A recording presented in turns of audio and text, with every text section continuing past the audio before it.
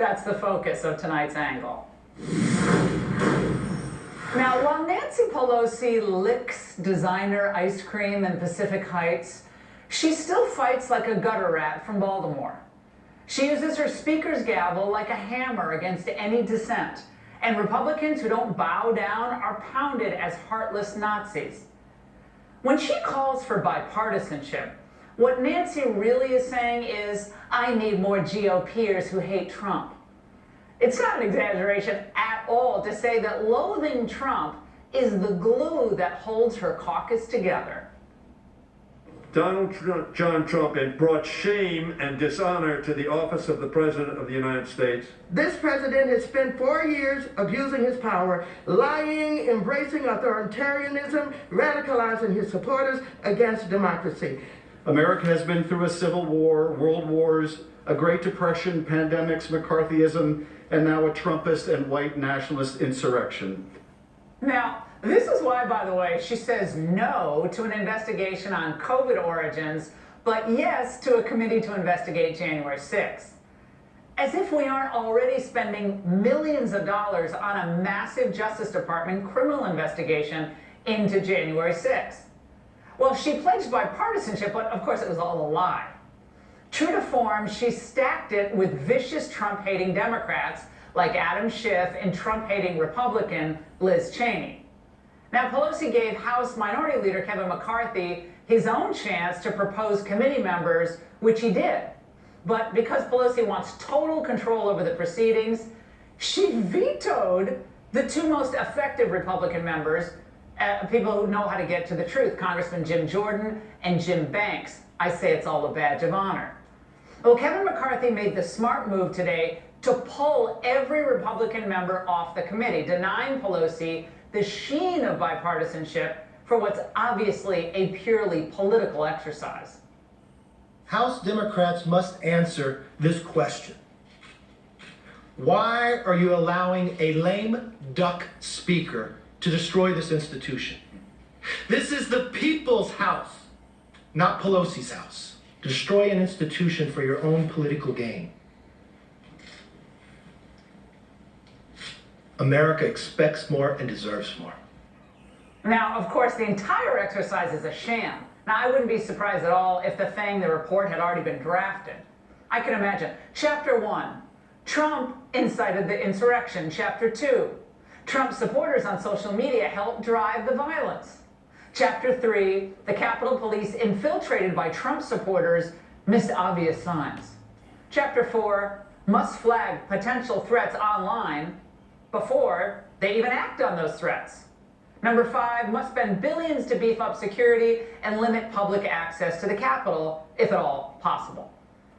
Now, for some time, it's been obvious to most fair-minded Americans that Democrats need January 6th in 2022 as much as they needed the pandemic in 2020.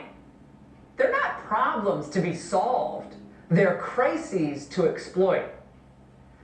Don't you remember all the promises? Vote for Joe, and he'll end COVID and restore calm. He'll unite the country. Well, of course, anti-Americanism in schools and racial politics are killing his unity pledge. Their fear-mongering about the Delta variant and their dumb defund the police stuff is spurring a crime wave. Whoops, no calm there. Instead of bringing the country together, Democrats are choosing to rip it wide open.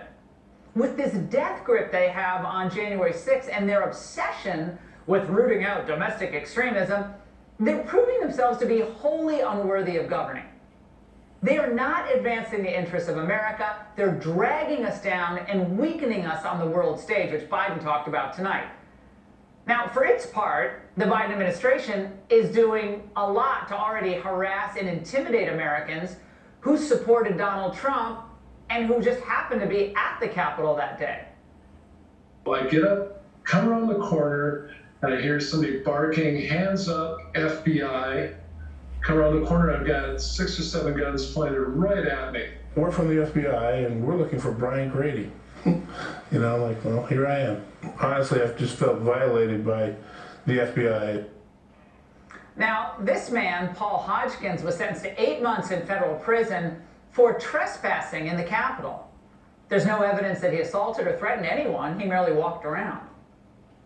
Now, while America is experiencing a surge of devastating violence nationwide, our DOJ is devoting millions and millions of dollars and hundreds of agents to keeping that story of January 6th alive. Now, as the Angle has repeatedly said, we've reiterated criminal activity should be punished, whatever the politics of the people carrying it out. But the Democrats' rather blasé attitude toward last summer's BLM riots exposed their true motivations. Now, let's not forget what was done by the bail fund backed by Kamala Harris.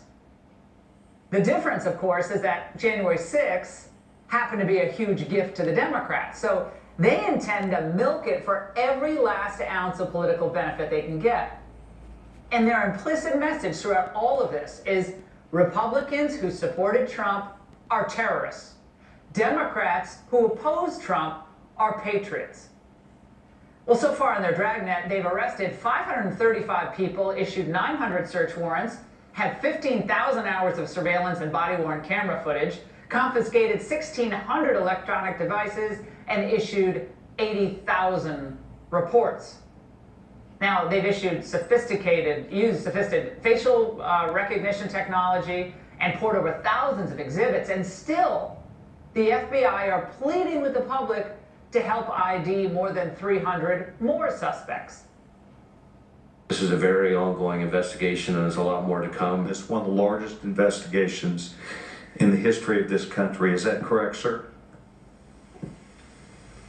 Certainly, it's one of the most far-reaching and extensive that I can think of.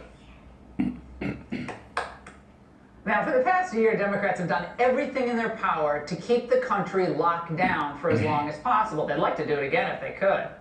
But now they want to lock us into the January 6th narrative for as long as possible. Like nothing else is happening in the world. During the campaign, the Angle repeatedly warned that if Democrats won the election, they'd become more, not less radicalized, and that is precisely what we're seeing happening. They know that they're probably going to lose the House in 2022, so right now they're trying to force through every item on Bernie Sanders' wish list with the help of a few GOP collaborators. They hope the ghost of January 6th will save them, though. It won't.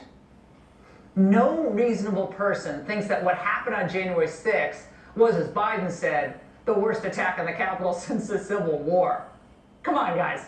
Buffalo head guy was poised to take over the U.S. government? Are you kidding me? We've had many protests, many riots in American history. We had many last year that were far worse than this. There was never any chance that the government would be overthrown, that democracy was going to be stopped by these people. But the Democrats don't care about the facts. They lied about how police died there. They covered up who shot Ashley Babbitt. And they're still refusing to release thousands of hours of video from inside and outside the Capitol. Now, we don't know why, perhaps because some of it may frustrate their preferred narrative, we don't know. Democrats' credibility, though, is shot for many reasons.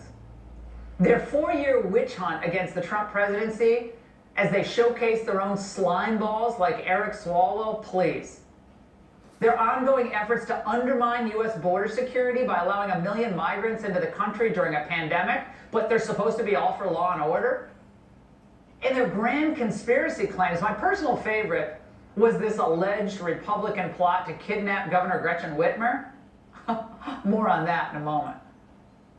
Tonight, Biden's team sent Biden out to do his Uncle Joe act on CNN, where he bragged about his determination to reach out to both sides and get back to normal.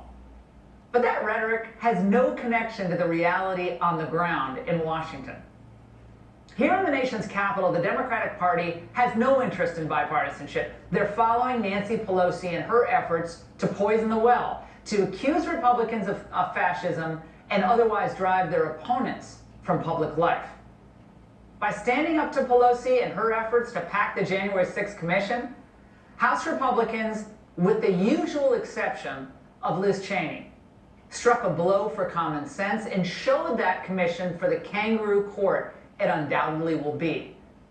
Republicans have to keep showing that Democrats have a radical agenda to change this country forever, and we have to mobilize for new elections that will shut down that agenda once and for all.